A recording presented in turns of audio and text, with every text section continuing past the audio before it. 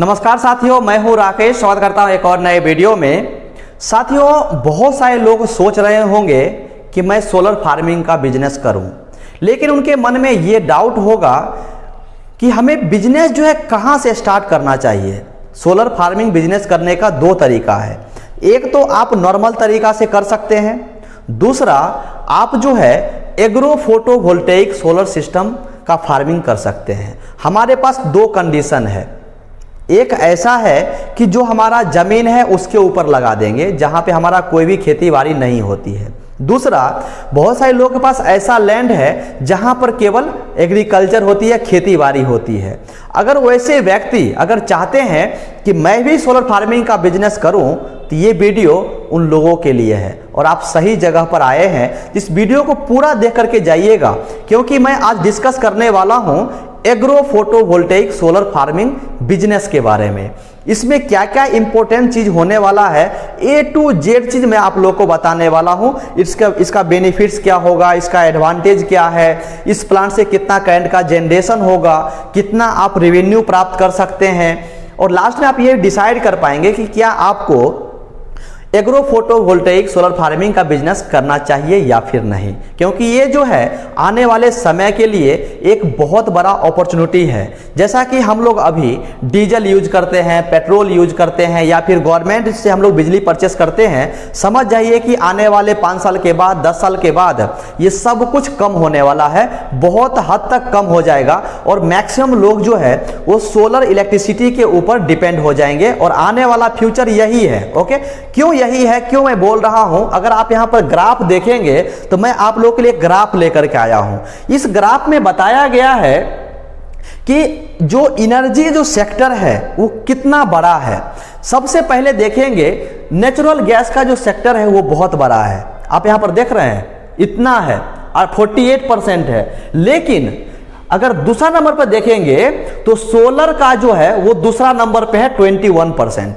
इससे हमें मालूम चलता है कि आने वाला भविष्य, आने वाला फ्यूचर सोलर के ऊपर शिफ्ट होने वाला है। इसलिए ये पॉइंट जो है बहुत ज़्यादा इंपॉर्टेंट हो जाता है। तो यहां पर जो है मैं आप लोग को कंप्लीट जानकारी देने वाला हूं 200 किलोवाट के एग्रो फोटोवोल्टेइक सोलर सिस्टम के बारे में। इसमें हमें दो बेनिफिट्स मिलेगा। दो बेनिफिट्स क्या मिलेगा? एक तो हमारा होगा सोलर फार्मिंग से जो इलेक्ट्रिसिटी प्रोड्यूस होगा उसको हम लोग बेच के पैसा कमाएंगे, और दूसरा जो सोलर फार्मिंग के नीचे हम लोग जो खेती करेंगे उसको बेच करके हम लोग पैसा कमाने वाले हैं, क्रॉप यील्ड को बेच करके पैसा कमाने वाले हैं। तो हमारे पास दोनों तरीका है। तो इस वीडियो में बने रहिए और इस वीडियो को पूरा देखिएगा। ओके, तो यहां पर जो है मैं आप लोग को समझा देना चाहता हूं कि कुछ इस प्रकार से जो है फोटोवोल्टेइक फार्मिंग का बिजनेस किया जाता है। अगर आप यहां पर देखेंगे तो ऊपर पूरा जो है सोलर फार्मिंग लगाया गया है, सोलर प्लांट लगाया गया है, और नीचे जो है क्रॉप यील्ड है, यानी खेती बाड़ी की जाती है। तो यहां पर जो है दोनों तरीका से हम लोग पैसा अर्न कर सकते हैं।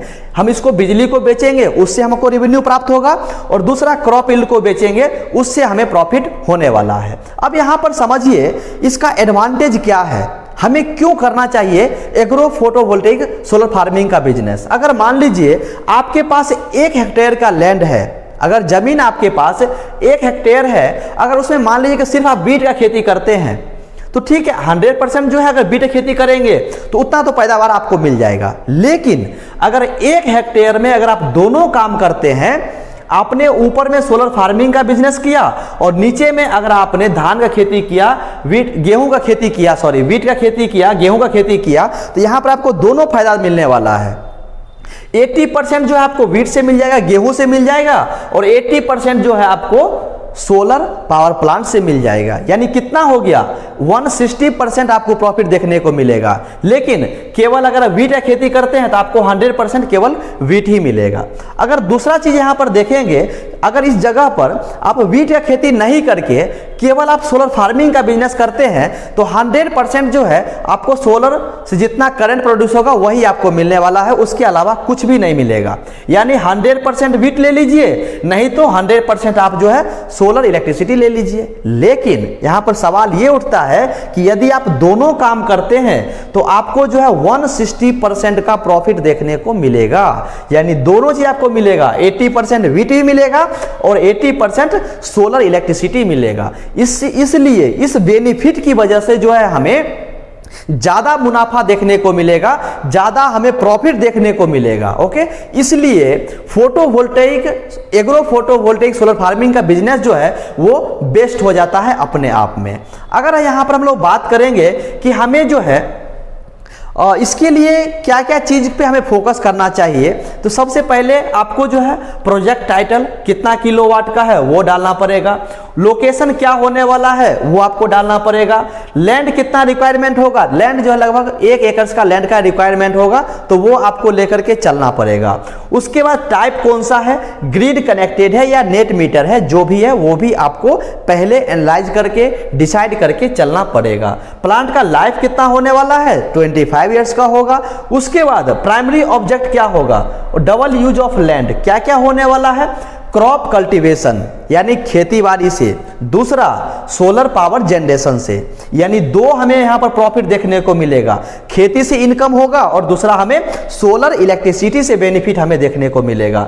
ओनरशिप मॉडल में 3 हमारे पास ऑप्शन है। इस पावर प्लांट को लगा करके अगर चाहते हैं मैं इस बिजली को खुद यूज करूं अपने मैन्युफैक्चरिंग प्लांट के लिए या फिर किसी भी मशीनरी को रन करने के लिए, तो उसके लिए आप कर सकते हैं। लेकिन अगर आप चाहते हैं कि इस बिजली को मैं गवर्नमेंट को बेचूं, डिस्कम को बेचूं, तो उसको ही बेच सकते हैं। या फिर आप चाहते हैं कि किसी कंपनी से हम लोग पावर परचेस एग्रीमेंट करके बायर को हम दे करके इसको सेल करें, तो वो भी कर सकते हैं। ये आपके ऊपर डिपेंड करता है।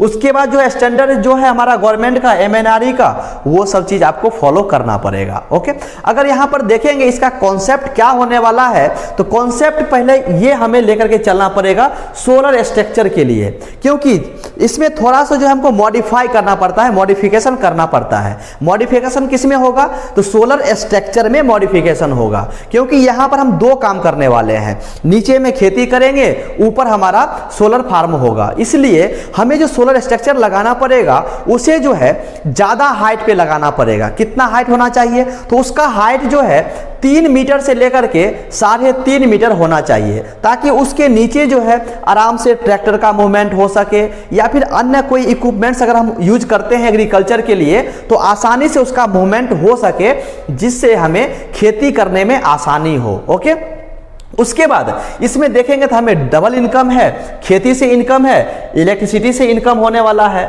उसके बाद जो है यहाँ पर देखेंगे, अगर आप मान लीजिए कि ऊपर में पूरा सोलर फार्मिंग कर रहे हैं, नीचे खेती कर रहे हैं, तो यहाँ पर आपको एक बात ध्यान में रखना है कि आपका जो लैंड होगा वो पूरा कवर हो जाएगा। कवर होने की वजह से जब खेती कीजिएगा तो वहाँ पर जो वाटर होगा, जमीन में जो सॉइल में वाटर होगा, उसका एवपोरेशन नहीं होगा, यानी सोखेगा नहीं जल्दी, जिसकी वजह से नमी खेत में बनी रहेगी और ज़्यादा आपको क्रॉप यील्ड देखने को मिलेगा, ज़्यादा आपको फायदा देखने को मिलेगा। आप जो है इसको रूरल एरिया में भी कर सकते हैं या फिर आप मार्केट में ज़्यादा ज़मीन है तो वहाँ पर भी कर सकते हैं, लेकिन बेस्ट ऑप्शन जो है रूरल के लिए ज़्यादा अच्छा माना जाता है। ओके, हमें किस प्रकार से लगाना चाहिए, कितना हाइट रखना चाहिए, तो आप यहां पर देख सकते हैं। इसका हाइट जो है कुछ इस प्रकार से मेंटेन करना है, ताकि जो है कम से कम इसका हाइट 3 मीटर से लेकर के 3.5 मीटर बना रहे, ताकि इसके अंदर हम आसानी से खेती कर पाएंगे, ट्रैक्टर का मूवमेंट कर पाएंगे। ओके, ट्रैक्टर का मूवमेंट होगा तभी जो है आप अच्छे से खेती कर पाएंगे, है कि नहीं है। इसलिए आपको सोलर स्ट्रक्चर का हाइट बढ़ा करके रखना होगा इसके लिए। अब यहां पर समझते हैं इसके टेक्निकल स्पेसिफिकेशन के बारे में। टेक्निकल स्पेसिफिकेशन में कुछ अलग अलग पॉइंट्स होंगे। क्या क्या होगा, सोलर मॉड्यूल्स होगा, इन्वर्टर होगा, सोलर स्ट्रक्चर होगा, उसके बाद जितना भी हमारा BOS होगा, बैलेंस ऑफ सिस्टम, वो सब होने वाला है। ओके, तो पहला पॉइंट समझिए सोलर मॉड्यूल का। तो सोलर मॉड्यूल में यहां पर गवर्नमेंट, अगर मान लीजिए कि आप कंपोनेंट A के तहत लगाते हैं तो गवर्नमेंट का जो रूल रेगुलेशन है वो आपको फॉलो करना पड़ेगा। पहला चीज, अगर आप चाहते हैं कि मैं गवर्नमेंट के थ्रू ये बिजनेस ना करूं, प्राइवेट करूं, तो उसके लिए आप कोई भी सोलर पैनल ले सकते हैं। कौन कौन सा ले सकते हैं? तो मोनो PERC ले सकते हैं, हाफ कट ले सकते हैं। ये कौन कौन सा ब्रांड में अवेलेबल है? तो लॉन्गी का अवेलेबल है, ट्रीना का अवेलेबल है, अडानी सोलर में अवेलेबल है और विक्रम का अवेलेबल है। आप कोई भी कंपनी का कोई ब्रांड का ले सकते हैं, अच्छा एफिशिएंसी वाला। ओके, कितना यहां पर देखेंगे एफिशिएंसी कितना होने वाला है? तो अपना इंडिया का जो एफिशिएंसी है कैपेसिटी यूटिलाइजेशन फैक्टर वो 18% से लेकर के 20% है, कहीं कहीं पे 21% है। तो वही एवरेज चल रहा है। तो इफिशियंसी जो है सोलर पैनल का 21% तक होना चाहिए। देखिए, सोलर पैनल का जितना ज़्यादा इफिशियंसी होगा उससे उतना ज़्यादा करंट का जनरेशन होगा। ओके, तो जिसका 21% हो, 22% हो, ज़्यादा वाला लीजिएगा ताकि ज़्यादा करंट प्रोड्यूस हो। ओके, इसका वारंटी जो है सोलर पैनल का वो 25 इयर्स का होगा। लेकिन इसका आउटपुट इफिशियंसी कितना होगा? तो आउटपुट इफिशियंसी जो नया वाले का होगा वो 90% ही होगा। 100% कभी भी किसी भी प्रोडक्ट का इफिशियंसी नहीं होता है। ओके, 90% तक होगा। बहुत सारे लोगों का मन में सवाल ये उठेगा कि सर जिस पर जब मतलब मान लीजिए कि पहला साल जो है अच्छा करंट बनाया, दूसरा साल थोड़ा कम हो जाएगा, तीसरा साल थोड़ा कम हो जाएगा, पांचवा साल थोड़ा कम हो जाएगा, 10 साल के बाद थोड़ा कम हो जाएगा, तो कितना परसेंट कम होगा, यानी उसका डिग्रेशन कितना होगा? तो मैं आप लोगों को बता देना चाहता हूं कि हर एक साल जो है सोलर पैनल का एफिशिएंसी वो 0.7% से लेकर के 0.8% कम होता है उसका एफिशिएंसी। ओके, तो इसके आधार पर देखेंगे तो लगभग जो है 12% या फिर 15% मान लीजिए कम हो जाएगा। 15% भी कम होता है तो सोलर पैनल का इफिशियंसी बचेगा 25 साल के बाद वो 75% से लेकर के 80% बचेगा। तो ऐसा नहीं है कि 25 साल के बाद सोलर पैनल करंट नहीं बनाएगा। जी नहीं, ऐसा नहीं है। भले हो सकता है कि अभी 4 यूनिट बना रहा हो, लेकिन उस टाइम पे जो है कितना 3 यूनिट बनाएगा, 3.5 यूनिट बनाएगा, तो लेकिन करंट बनाता रहेगा। ओके, क्योंकि उसके पास एफिशिएंसी अवेलेबल रहेगा। ओके, उसके बाद बात कर लेते हैं माउंटिंग स्ट्रक्चर के बारे में। तो माउंटिंग स्ट्रक्चर जैसा मैंने बताया कि इसका हाइट जो है 3.3 मीटर से लेकर के 3.5 मीटर होना चाहिए ट्रैक्टर का मूवमेंट के लिए। ओके, लेकिन यहां पर जो है इसके माउंटिंग स्ट्रक्चर के लिए कौन सा आपको मटेरियल यूज करना है वो चीज इंपॉर्टेंट करता है। कौन सा होना चाहिए? हॉट डीप गैल्वेनाइज स्टील होना चाहिए, जिसका माइक्रोन जो है ग्रेटर देन 80 mm होना 80 होना चाहिए। ओके, ग्रेटर देन 80 माइक्रोन्स होना चाहिए। कितना टिल्ट पे रखना है, इसका झुकाव कितना रखना है? तो झुकाव जो है आप अपने इंडिया में 17% से लेकर के 21% तक रख सकते हैं, या फिर आपका साइट सिचुएशन के हिसाब से, उसका जो सनलाइट का एंगल्स है उसके हिसाब से आप कंसीडर करके रख सकते हैं। लेकिन इंडिया में जो चल रहा है वो यहाँ पर मैं मेंशन करके चला हूँ। लेकिन आपको यहाँ पर जो आपका सोलर स्ट्रक्चर होगा इसका लोड रेसिस्टेंस भी आपको देखना पड़ेगा कितना होना चाहिए। तो इसका लोड रेसिस्टेंस जो है विंड का वो 180 किलोमीटर पर आवर का होना चाहिए। कभी कभार क्या होता है, स्टॉर्म आता है, तूफान आता है, अगर उस कंडीशन में अगर मान लीजिए कि आपने अगर लो मटेरियल यूज किया है तो वो प्लांट उखड़ जाएगा, प्लांट आपका वेस्ट हो जाएगा, प्लांट आपका डैमेज हो जाएगा।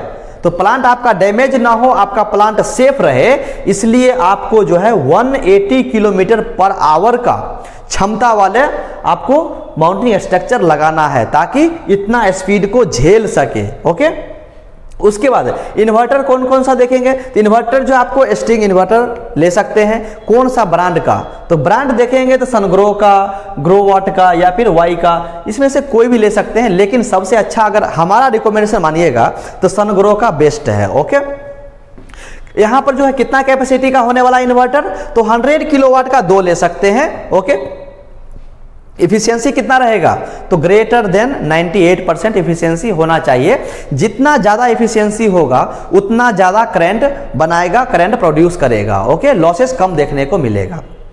बैलेंस ऑफ सिस्टम के बारे में बात करेंगे तो देखिए, डीसी केबल लेना है आपको कॉपर का। कॉपर का डीसी क्यों लेना है? क्योंकि कॉपर के अंदर जो है रेसिस्टेंस कम रहता है कंपेयर टू अदर मटेरियल। सिर्फ गोल्ड सिल्वर को छोड़ करके सब ज्यादा सिल्वर में होता है, उसके बाद कॉपर में होता है। तो आप यहाँ पर सिल्वर तो एफर्ट नहीं कर सकते हैं, हमें कॉपर का लेना पड़ेगा। तो कॉपर का रेसिस्टेंस अच्छा रहता है, जिसकी वजह से जो है आप इसका यूज करेंगे तो करंट का फ्लो अच्छा माना जाएगा और लॉसेस कम देखने को मिलेगा। कितना एम का ले सकते हैं वायर? तो 4 स्क्वायर एम से लेकर के 6 स्क्वायर एम का वायर ले सकते हैं। एसी केबल आप एल्युमिनियम का लीजिएगा। ओके, कॉपर का लीजिएगा तो बहुत ज़्यादा कॉस्ट पड़ेगा, ह्यूज अमाउंट पड़ेगा, इसलिए आपको कॉपर का नहीं लेना है। कौन सा लेना है? एल्युमिनियम का ले लीजिए, ओके, लोड के हिसाब से। उसके बाद जंक्शन बॉक्स ले लीजिए, MC4 कनेक्टर ले लीजिए, अर्थिंग लीजिए, अर्थिंग जो है GI स्ट्रिप ले लीजिए, केमिकल अर्थिंग बैग जो आता है जो कोल का नमक मिक्स किया हुआ रहता है वो ले लीजिए। उसका लाइटिंग एरेस्टर आपको लेना पड़ेगा। तो ये सब चीज़ जो है आप लेकर के चलिए। ये सब पॉइंट जो है BOS में आएगा, बैलेंस ऑफ सिस्टम में आ जाएगा। ओके, साइट का रिक्वायरमेंट क्या होगा? तो साइट रिक्वायरमेंट के लिए आपको जो है 1 एकड़ का लैंड होना चाहिए। उसके बाद जो है कल्टीवेबल लैंड होना चाहिए। जैसा कि मैंने बताया कि हम जो ये प्लांट लगा रहे हैं, ये प्लांट हमारा agro photovoltaic solar power plant है। ओके, तो हम नीचे में खेती करने वाले हैं, तो खेती वाला लैंड होना चाहिए। और नज़दीक में जो है 11 kVA का हमें लोड होना चाहिए, फीडर होना चाहिए नज़दीक में, ताकि आराम से जो है हम ग्रिड तक भेज सके। इरिगेशन फैसिलिटी में जो है ड्रिप इरिगेशन आपको लगाना है, ताकि ड्रॉप पानी गिरता रहेगा और प्लांट जो है उसमें अच्छा ग्रो करता है और अच्छा पैदावार भी होता है। ओके, और उसमें जो है आपको पानी बहुत ज़्यादा सेव होता है, तो ये ज़्यादा अच्छा माना जाता है। उसका एक्सेसिबिलिटी देखिएगा तो ट्रैक्टर एक्सेस कर सकते हैं फार्मिंग के अंदर, और फिर रोड को भी अगर बना दीजिएगा थोड़ा बहुत तो वो उसमें आपको मेंटेनेंस करना पड़ेगा। तो ये सब सेकेंडरी चीज़ें, रोड बनाने की ज़रूरत नहीं है, लेकिन ऐसा आपको लेकर चलना है ताकि हम प्लांट के नीचे आराम से ट्रैक्टर का मूवमेंट कर सके। ओके, उसके बाद इससे जो है कितना करंट का जनरेशन होगा? तो जनरेशन मैंने यहाँ पर 2 कंडीशन में निकाला है। एक कि जब मान लीजिए कि हमारा प्लांट 25 साल के बाद जो एफिशिएंसी कम हो जाएगा, तब कितना करंट का जनरेशन होगा। जब हमारा प्लांट नया होगा तब कितना करंट का जनरेशन होगा।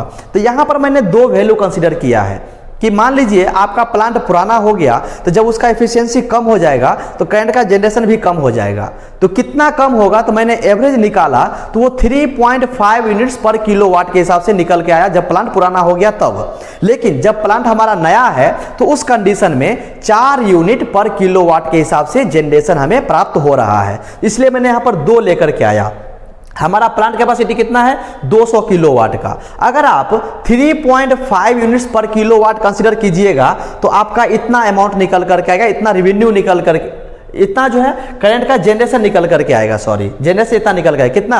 2,52,000 यूनिट्स। 3.5 यूनिट्स पर किलोवाट कंसीडर कीजिएगा तब। पहला चीज, अगर आप 4 यूनिट करंट का जनरेशन होता है तो 200 किलोवाट के प्लांट से 2,88,000 यूनिट्स पर ईयर आपको करंट का जनरेशन देखने को मिलेगा। उसके बाद देखेंगे डिग्रेशन कितना होगा। जैसा कि मैंने आपको पहले बताया 0.7% एनुअली इसका डिग्रेशन देखने को मिलेगा। अपने इंडिया का कैपेसिटी यूटिलाइजेशन फैक्टर जो है वो 18% से लेकर के 20% तक है, जो मैंने आपको पहले बता दिया हूं। और उसके बाद देखेंगे इसका परफॉर्मेंस रेशियो, तो पूरा 25 साल के बाद भी जो है ना 75% से लेकर के 80% तक उसका एफिशिएंसी बचेगा, जो करंट बनाता रहेगा। ओके, उसके बाद हमें जो है 200 किलोवाट का photovoltaic agro photovoltaic solar farming का प्लांट लगाने में कितना खर्च आएगा। अगर आप यहां पर देखेंगे तो यहां पर जो अप्रोक्सीमेट वैल्यू मैं लेकर के आया हूं, 100% यही नहीं है। क्यों नहीं मैं बोल रहा हूं? क्योंकि ये डिपेंड कर रहा है कौन सा ब्रांड का ले रहे हैं, कितना एफिशिएंसी का ले रहे हैं, किस प्रकार का मॉडल ले रहे हैं, उसके ऊपर वेरी करेगा इसका कॉस्ट। तो इसलिए मैं यहां पर अप्रोक्सीमेट वैल्यू मान करके चल रहा हूं। तो सोलर पैनल्स के लिए जो है आपको लगभग 49,14,000 रुपया खर्च करना पड़ेगा, पहला चीज। दूसरा, माउंटिंग स्ट्रक्चर के लिए 20 लाख रुपया खर्च करना पड़ेगा। इन्वर्टर के लिए 8 लाख रुपया खर्च करना पड़ेगा। AC cable, DC cable, BOS के लिए 5 लाख रुपया खर्च करना पड़ेगा।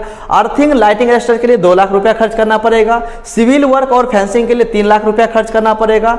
इंस्टॉलेशन एंड कमीशनिंग के लिए 3.5 लाख रुपया खर्च करना पड़ेगा।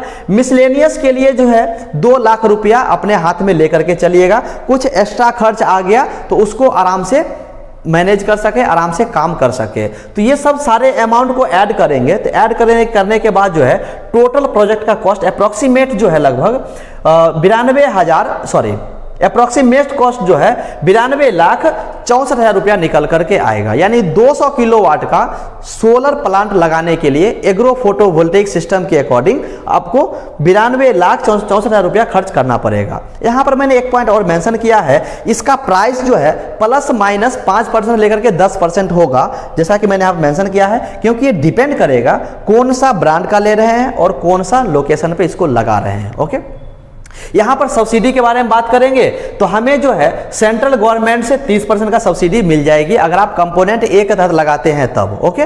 लेकिन अगर आप इसको प्राइवेट सेक्टर की तरफ लगाएंगे, प्योर प्राइवेट में, गवर्नमेंट से कोई मतलब नहीं है, तो आपको सब्सिडी नहीं मिलेगा, ओके। हो सकता है कि अगर कंपोनेंट ए के तहत लगाएंगे तो 30% सेंट्रल गवर्नमेंट सब्सिडी देगी, लेकिन 30% जो है कोई कोई स्टेट भी देती है, तो वहां पर आपको 60% सब्सिडी देखने को मिलेगा। लेकिन यहां पर मैं वो नहीं मान के चलूंगा, क्योंकि पूरे ऑल ओवर इंडिया में स्टेट गवर्नमेंट जो है सब्सिडी नहीं दे रही है, कुछ कुछ स्टेटों में दे रही है, इसलिए मैंने वो छोड़ दिया है। जो सेंट्रल गवर्नमेंट दे रही है वो मैं यहां पर मान करके चलता हूं। बहुत सारे लोग सोचेंगे कि बैंक से कितना लोन मिलेगा, तो जितना भी प्रोजेक्ट का कॉस्ट होगा, टोटल कॉस्ट, उसका 70% आपको बैंक से लोन मिल जाएगा, 30% जो है आपको अपने हैंड से लगाना पड़ेगा, ओके। इसका रेवेन्यू मॉडल मैंने दो कंडीशन में निकाला है। दो कंडीशन का मतलब यह है कि अगर आप इस करंट को, मान लीजिए कि आप डिस्कम को बेच रहे हैं, तो सालाना रेवेन्यू कितना प्राप्त होगा। यदि मान लीजिए कि आप डिस्कम को बिजली नहीं बेच करके आप प्राइवेट सेक्टर में काम करते हैं, प्राइवेट कंपनी को बेचते हैं, तो कितना आपको सालाना रेवेन्यू प्राप्त होगा। अगर आप यहां पर देखेंगे तो मैंने डिस्कम के लिए 3 रुपया कंसिडर किया है, तो आपको जो है एनुअल रेवेन्यू 200 किलोवाट के सिस्टम से 7,56,000 से लेकर के 8,64,000 रुपया आपको रेवेन्यू देखने को मिलेगा अगर आप डिस्कम को बेचेंगे तब। लेकिन अगर आप मान लीजिए कि प्राइवेट सेक्टर में काम, प्राइवेट सेक्टर को दे रहे हैं, किसी कंपनी को दे रहे हैं, या फिर अपना खुद का यूज कर रहे हैं, तो आप 6 रुपया पर यूनिट मान करके चल सकते हैं, क्योंकि जो हम लोग गवर्नमेंट से जो बिजली परचेस करते हैं उसका रेट है 6 रुपया, 7 रुपया, 8 रुपया, हर एक लोकेशन का अलग अलग है। तो यहाँ पर मैं मिनिमम रेट मान के चला हूँ 6 रुपया, क्योंकि हम लोग जो है गवर्नमेंट से जो बिजली परचेस करते हैं उसका रेट इससे ज्यादा ही है, ओके। इसलिए मैं 6 रुपीज यहां पर मान करके चलता हूं। तो 6 रुपीज अगर आप कंसीडर करेंगे तो आपको जो है 200 किलोवाट के सोलर पावर प्लांट से एनुअल सेविंग जो है 15,12,000 रुपया से लेकर के 17,28,000 रुपया होने वाला है। तो यहां पर मैंने दोनों चीज आपको बता दिया, ये चीज समझ गए होंगे। लेकिन यहां पर एक चीज और समझिए कि ये तो आपको सिर्फ सोलर प्लांट से हो गया, लेकिन आप जो नीचे खेती कर रहे हैं उसका एडिशनल बेनिफिट आपको अलग से मिलने वाला है। चाहे जितना उससे क्रॉप यील्ड होगा, वो जितना पैसा आप अर्न करेंगे वो तो पूरा इसमें प्लस होने वाला है, ओके। उसके बाद ऑपरेशनल मेंटेनेंस कॉस्ट जो है वो लगभग जो सालाना 2 लाख 2.5 लाख रुपया मैक्सिमम इतना ही खर्च होने वाला है, इससे ज्यादा खर्च नहीं होने वाला है, ओके। पेबैक पीरियड देखेंगे, रिटर्न ऑफ इन्वेस्टमेंट देखेंगे, तो सबसे पेबैक पीरियड पहले समझ लीजिए। विदाउट सब्सिडी अगर प्लांट आप लगा रहे हैं तो उसका पेबैक पीरियड होने वाला है 7 से 8 साल बिना सब्सिडी का, अगर आप प्राइवेट सेक्टर के तहत काम कर रहे हैं तब। लेकिन अगर आप गवर्नमेंट के तरफ से जा रहे हैं, गवर्नमेंट सब्सिडी ले रहे हैं, तब आपको जो है 30% सब्सिडी मिलेगी और वहां पर पेबैक पीरियड जो है 5 से 6 साल का होने वाला है। रिटर्न ऑफ इन्वेस्टमेंट जो है आपको 18% आपको देखने को मिल जाएगा, 18% रिटर्न ऑफ इन्वेस्टमेंट देखने को मिलेगा। और नीचे जो खेती करेंगे उससे जो इनकम होगा वो अलग से आपको बेनिफिट देखने को मिलेगा, ओके। तो यहां पर जो है अप्रूवल्स में और कंप्लेंट्स में क्या क्या आपको लेना पड़ेगा डॉक्यूमेंट, तो लैंड ओनरशिप आपको डॉक्यूमेंट आपके पास होना चाहिए, स्टेट से एनओसी आपको लेना पड़ेगा, डिस्कम इंटरकनेक्शन अप्रूवल्स आपको लेना पड़ेगा, चीफ इलेक्ट्रिकल इंस्पेक्टर यानी CEI क्लियरेंस आपको लेना पड़ेगा, और MNRE अगर गवर्नमेंट की तरफ से अगर प्लांट इस लगा रहे हैं, गवर्नमेंट के रूल रेगुलेशन के हिसाब से लगा रहे हैं, गवर्नमेंट के स्कीम के थ्रू लगा रहे हैं, तो फिर उसमें आपको रजिस्ट्रेशन करना पड़ेगा। ये चीज हो गया। एडवांटेज क्या है, इससे डबल इनकम है। एक लैंड है, यहाँ पर 2 बिजनेस कर रहे हैं, एक एग्रीकल्चर का, दूसरा सोलर का। उसके बाद जो है यहाँ पर crop reduce crop stress due to practical shade, practical वहां पर शेड लगा हुआ है, जिसकी वजह से जो हमारा क्रॉप का जो पैदावार है वो अच्छा खासा हो रहा है, क्योंकि वाटर जो है वो जल्दी सूख नहीं रहा है, एवोपरेट नहीं हो रहा है गर्मी में, ओके। तो ये हमको बेनिफिट मिलता है। उसके लॉन्ग टर्म सुटेबल इनकम है, 25 साल तक तो इनकम होता रहेगा। उसके बाद जो है इन्वायरमेंटल सस्टेनेबिलिटी है, क्योंकि ये जो है इन्वायरमेंट के लिए, इन्वायरमेंट के ऊपर कोई भी इफेक्ट नहीं करता है, कार्बन प्रोड्यूस नहीं करता है, हमारे इन्वायरमेंट के लिए बहुत ही अच्छा है। ये फ्री एनर्जी है, क्लीन एनर्जी है, ग्रीन एनर्जी है, और यहां पर हमें डबल इनकम देखने को मिलेगा। तो मैं उम्मीद करता हूं कि आप हर एक पॉइंट को अच्छे से समझ गए होंगे। यदि किसी व्यूअर्स को कुछ भी डाउट है तो आप हमें कमेंट कर सकते हैं। तो दोस्तों आज के लिए बस इतना ही, फिर मिलेंगे नेक्स्ट वीडियो में नए टॉपिक के साथ। थैंक यू सो मच, अपना ख्याल रखें।